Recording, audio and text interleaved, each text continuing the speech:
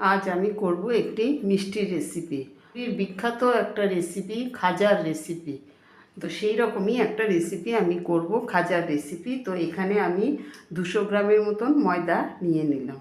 দিলাম খুব সামান্য পরিমাণে একটু নুন।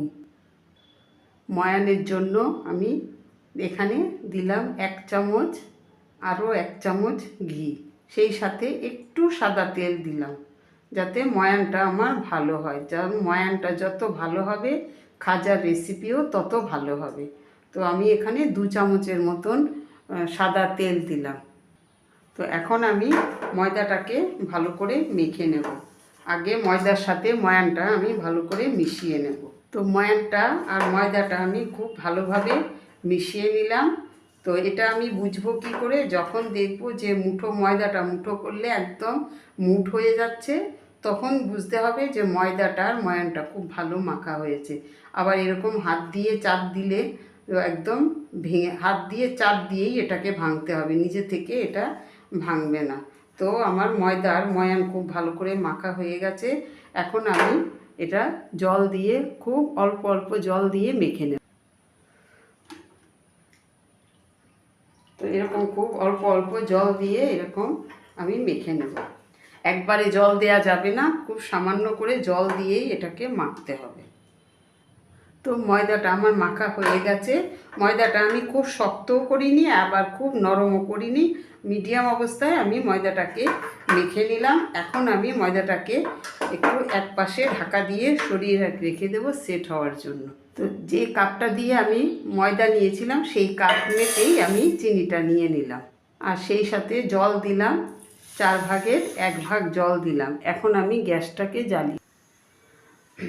তো গ্যাসটাকে আমি ধরিয়ে দিয়ে চিনিটাকে মেল্ট হওয়া পর্যন্ত অপেক্ষা করব, আর শিরাটাকেও তৈরি করে নেব একটু। তো চিনির শিরাটা আমার ফুটে গেছে। এখন আমি এটার মধ্যে 2টো এলাচ দিয়ে দেবো। শিরাটা আমি খুব বেশি চিটচিটে করব না, খুব একটু চিটচিটে হলে পরেই আমি নামিয়ে নেব। এই যে এরকম একটু চিটচিটে আঠালো ভাব হলে পর হয়ে গেছে। এখন আমি শিরাটাকে নামিয়ে নেব। তো ময়দাটা আমি সেট হতে দিয়েছিলাম। তো ময়দাটা আমার পুরো সেট হয়ে গেছে। এখন আমি এটা থেকে লেচি কেটে নেব। আমরা যেরকম নর্মালি লুচি করি তার থেকে একটু বড় সাইজের লেচি আমরা করে নেব। তো এখানে আমার 5টা লেচি হয়েছে। এখন আমি লেচিগুলোকে রুটির আকারে গড়ে নেব। তো তো ময়দাটা আমি বেলবো, কোনো ময়দা দিয়েও বেলবো না, আমি কর্নফ্লাওয়ার দিয়ে বেলবো।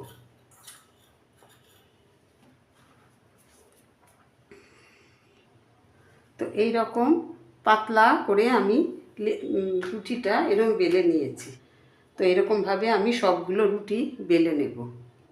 এখন আমি এই রুটিটার উপরে একটু ঘি আমি ছড়িয়ে দিলাম। ঘিটাকে আমি মেল্ট করে রেখেছিলাম, তো ঘিটাকে আমি ছড়িয়ে দিলাম। দিয়ে আমি ব্রাশ দিয়ে সব জায়গায় ভালো করে ইকুয়ালি স্প্রেড করে দেব। এখন আমি এটাকে একটুখানি কর্নফ্লাওয়ার ছড়িয়ে দেব।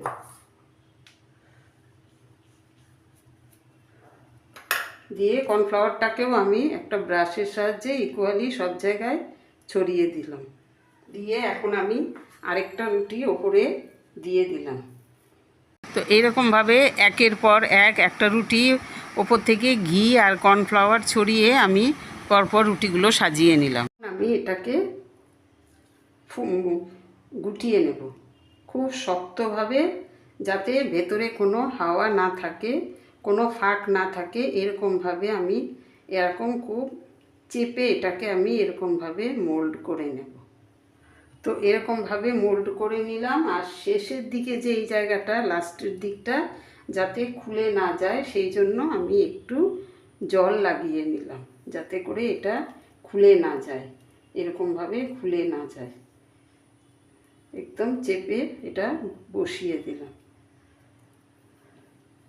দিয়ে আমি এরকমভাবে একটু ঘুরিয়ে একটু ভালো করে চেপে নেব।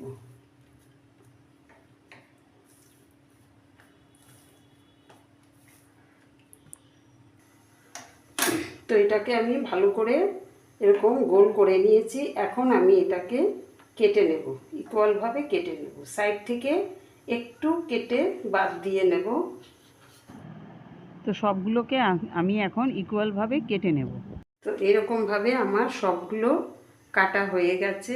এখান থেকে বোঝা যাচ্ছে আমার যে লেয়ারটা তৈরি হয়েছে সেই লেয়ারটা কত সুন্দর হয়েছে সেটা বোঝা যাচ্ছে। খাজাগুলোকে এরকমভাবে আঙুল দিয়ে একটু চেপে দেব আমি। এখন আমি এগুলোকে খুব জোরে বেলবো না, আস্তে করে একটু চেপে একটু লম্বা করে নেব, একটু আস্তে করে লম্বা করে নেব। তো খাজাগুলোকে আমি বেলে নিলাম। এখন আমার তেলও গরম হয়ে গেছে, ভাজতে থাকবো। গ্যাসের ফ্লেমটাকে একেবারেই লো করে দিয়েছি, দিয়ে এবার আমি এগুলো ভেজে নেব। খুব বেশি দেব না, আমি 2 কি 3টে এরকম করে দেব, দিয়ে হালকা আছে আমি এগুলো ভেজে ভাজবো। খাজাগুলোকে আমি এরকমভাবে ভেজে তুলে নিলাম। তুলে এখন আমি একটু ঠান্ডা হতে দেব, আর যে কটা বাকি আছে সেই কটাও আমি ভেজে নেব। তো খাজাগুলো আমার সব ভাজা হয়ে গেছে, এখন আমি এগুলোকে রসে দিয়ে দিচ্ছি।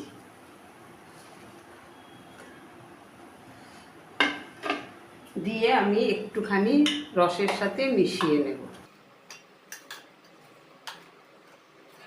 তো খাজাগুলোকে আমি কিছুক্ষণের জন্য রসে ভিজিয়ে রেখেছি, এখন আমি এগুলোকে সব তুলে নেব।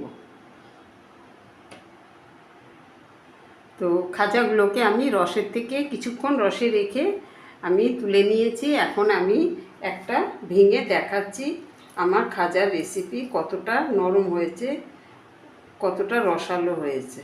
এই যে একদম মুচমুচে, একদম ভেঙে যাচ্ছে হাতে তুলে। এই যে